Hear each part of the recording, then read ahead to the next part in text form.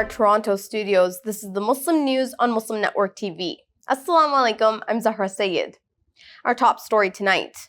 The International Court of Justice, or the ICJ, has declared Israel's occupation of Palestinian territories illegal under international law.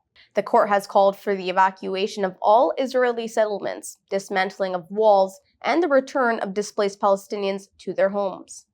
American Judge Sarah Cleveland, who was one of the ICJ judges, voted in favor of the majority decision.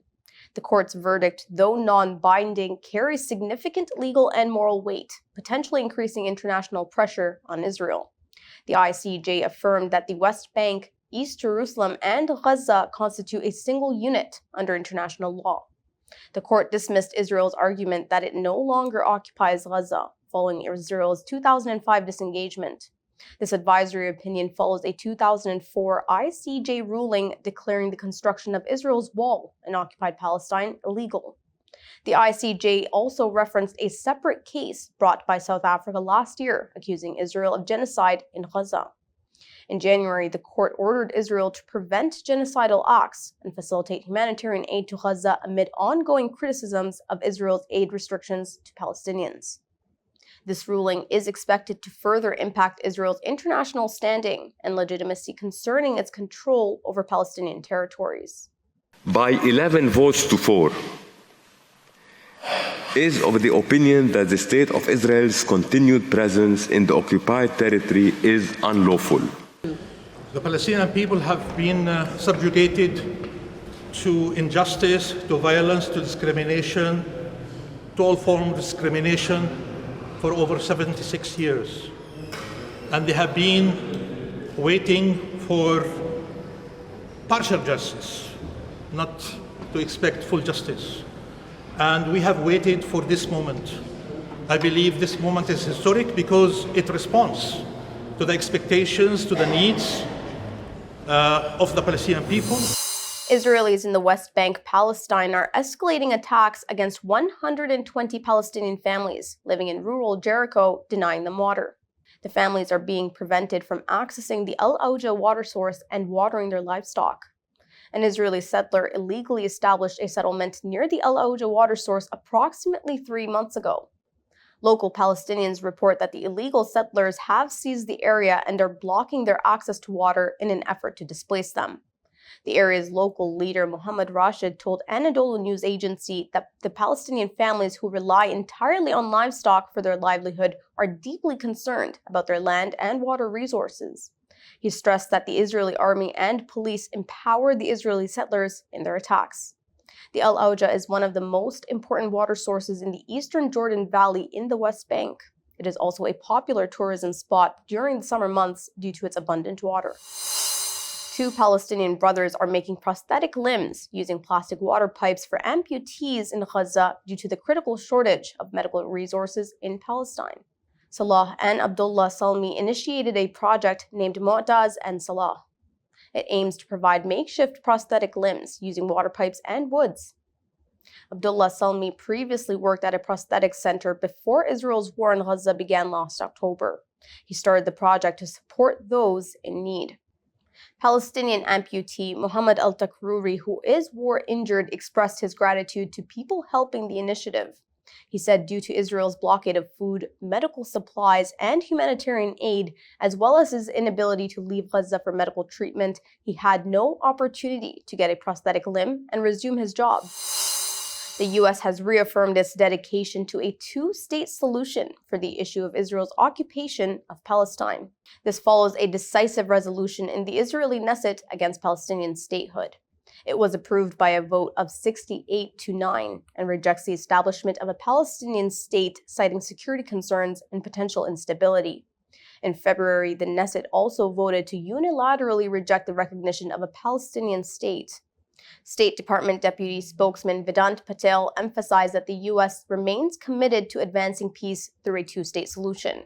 He says it is the only path to lasting peace and security for both Israelis and Palestinians. While Patel acknowledged that the Knesset's vote, he said the U.S. will continue to engage with Israeli leaders to promote its stance.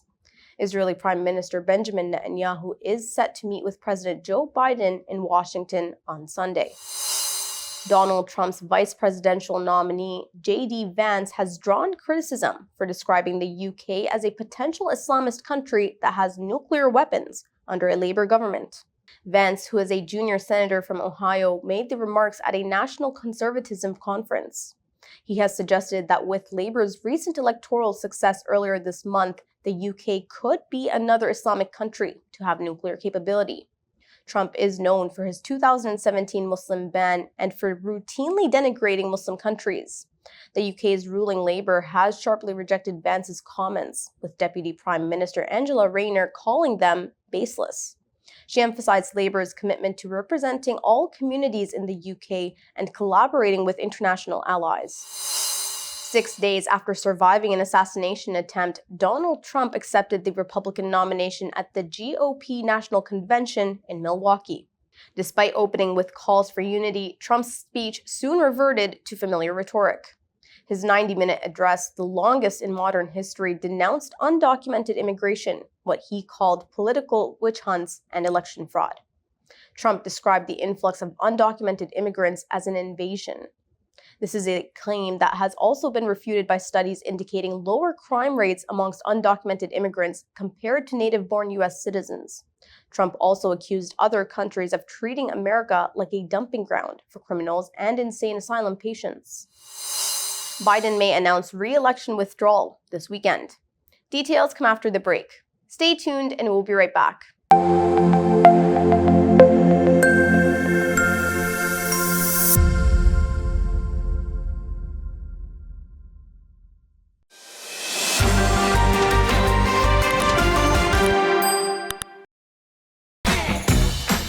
Assalamu alaikum everyone, and welcome to this Hijabi Life. Today I am joined by Bayan Faris. You know, we have to acknowledge again that the art cannot be separated from the people. And we're talking today about Tatriz, a Palestinian art of embroidery. There's an important role that Tatriz plays in the way that women resisted. Badan is something that I started fairly recently. It was something that was just born out of just pure passion and love for the craft. You're uprooted from your land, but you cannot uproot me from my tradition. What we wear as Muslim women, it always is more meaningful than just fashion. Tatriz is something beautiful. It is an art form. It is a form of expression. If not ours, then maybe the lifetime of our children. We see a free Palestine. Ameen. Every Saturday at 7 p.m. Eastern, only on Muslim Network TV. Islam, peace and justice for humanity. Keeping this year's theme in mind, we invite you all to join us at Muna Convention 2024, the 9th, the 10th, and 11th of August at the Pennsylvania Convention Center in Philadelphia, the city of brotherly love. We will be having top speakers from throughout the country join us at this year's convention. We also will have 25,000 attendees, inshallah. Attractions include separate youth conferences, parallel sessions, young sister sessions, health clinics, halal food corners, children's fun and learn programs, cultural events, bazaar and expo. Join us today and register at munaconvention.com.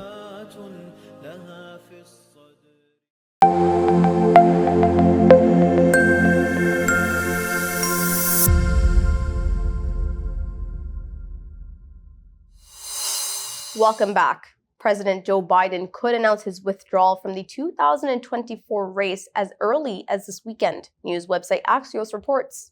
Citing anonymous top Democrats, the report suggests growing internal pressures, including from party leaders and close allies, may push him to step down. Biden's debate performance against Donald Trump in June, coupled with his current polling deficit and advanced age, has heightened concerns about his re-election prospects. He would be 86 by the end of his second term. Despite not publicly committing to end his campaign, Biden faces increasing calls from senior Democrats and donors. Representative Adam Schiff has publicly urged Biden to step aside, arguing it would protect his legacy and boost the party's chances against Trump. A recent poll shows significant support amongst Democrats for Vice President Kamala Harris as a potential replacement. President Joe Biden has announced canceling an additional $1.2 billion student debt for another 35,000 borrowers. The latest action brings the total loan forgiveness amount approved by the Biden administration to more than $168 billion for approximately 4.8 million Americans.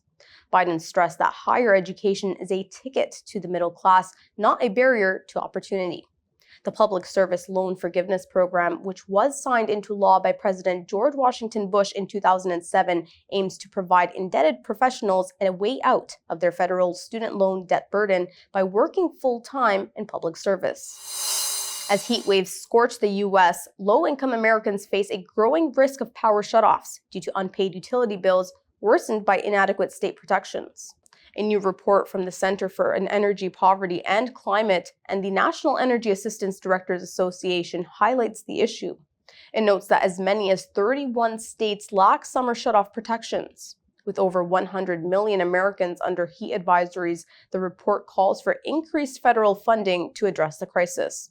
However, funding for the Low-Income Home Energy Assistance Program has been cut from $6.1 billion to $4.1 billion, with only 12% allocated for cooling aid.